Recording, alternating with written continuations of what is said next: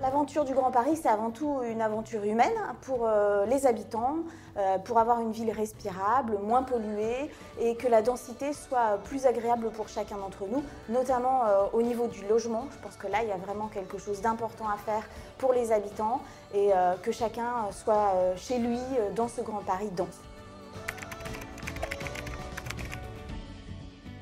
Le principal déjà, c'est de réussir à ce que chacun soit bien logé. Ça, c'est indispensable.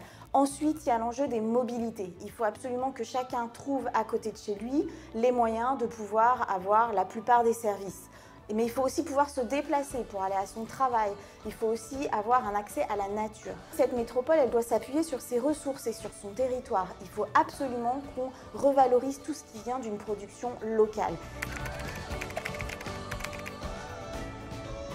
Action Cœur de Ville, c'est un programme gouvernemental qui permet aux petites villes, aux villes moyennes, d'être aidées par le gouvernement dans le cadre de la revitalisation de leur centre-ville. Souvent, les habitants en sont partis, sont allés vivre en périphérie, les commerces ont périclité et donc on se retrouve avec un patrimoine qui est en déshérence et avec des cœurs de ville qui sont un peu le poumon de la France et qui tout à coup n'ont plus personne. Alors pour que le programme Action Cœur de Ville fonctionne, il faut absolument qu'il y ait une ingénierie en amont des actions et des aides de l'État. Et cette ingénierie, elle viendra aider à favoriser l'émergence d'un projet de territoire qui sera autour des ressources et des envies des habitants. Les choix architecturaux aujourd'hui sont hyper importants. Quand on voit la manière dont on construit les villes, par exemple avec trop de béton, pas assez de matériaux locaux, quand on oublie finalement de combiner nature et ville, on se retrouve avec des paramètres qui empêchent une transition écologique normale. Donc il faut à la fois s'adapter, donc s'adapter dans le choix des matériaux par exemple, mais aussi atténuer les phénomènes en justement privilégiant un rapport à l'eau, à la nature de manière beaucoup plus efficace. Les matériaux biosourcés, c'est vraiment une grande chance pour les villes de demain. En Île-de-France, on a vraiment cette opportunité de pouvoir mettre en valeur la plupart de nos filières, la paille, le chanvre, le lin dans d'autres régions et le bois qui est en train de se développer fortement. Et tout ça, ça permet de créer une architecture qui soit bonne pour la santé, pour l'économie des territoires de manière un peu circulaire et un petit peu comme l'alimentation en circuit court, c'est l'architecture en circuit court de proximité et qui limite les effets carbone. Il va falloir faire absolument attention à ce qu'on a déjà.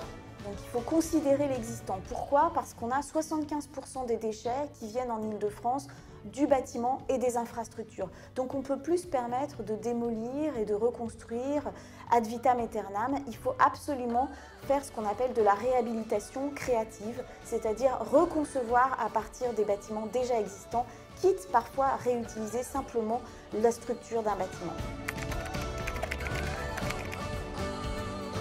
J'aime beaucoup l'abbaye de Vaux-Allan sur le plateau de Saclay parce qu'il y a un vrai panorama sur la ville et la campagne et on voit le tout Paris et c'est exceptionnel. La maison Louis Carré à Bazoches-sur-Guyon d'Alvar Aalto, c'est un architecte finlandais qui a beaucoup travaillé avec le bois et la nature et je pense que c'est un lieu qui est assez méconnu des grands Parisiens.